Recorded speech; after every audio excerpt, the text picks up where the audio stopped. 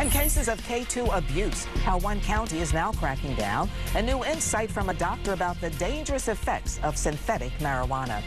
Leaders in Washtenaw County are putting store owners on notice. Yeah, they're asking stores to remove K2 from the shelves. The plan is to provide decals for businesses that voluntarily comply with getting rid of synthetic drugs, and then urge the public to support those stores.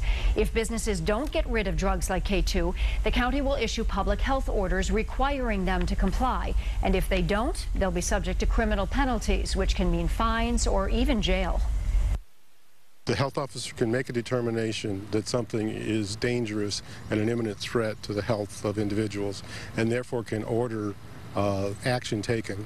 Law enforcement can help enforce that order. Our expectation is we can educate the community, we can educate the business owners, maybe some of them not even aware of the potential threat of these products. If we make that them aware and educate, then I think we can address the issue without taking that next step of the courts and law enforcement.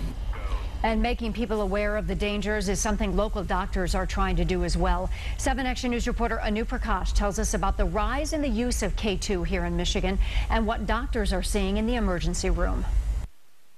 Brad Uren is an ER doctor at U of M Hospital, and he has seen the rise in cases of K2. The ones that I have seen had indicated the desire to never use it again because of some of the hallucinations and other symptoms that they had had. He says the drug makers have taken the active ingredient from marijuana and created a synthetic compound to act like it. But what's in products like K2 has a much more profound effect on the body. All of the effects that you might see with marijuana are intensified and in some cases unpredictable. From what we understand of these drugs, that activity is much stronger on those receptors than marijuana or any naturally occurring compound, and that may be part of the agitation, psychosis, and other symptoms that we're seeing. And trends show the use of K2 and products like it is on the rise. According to the Michigan Department of Community Health, in 2011, there were 224 synthetic marijuana cases reported to the Michigan Poison Control Center.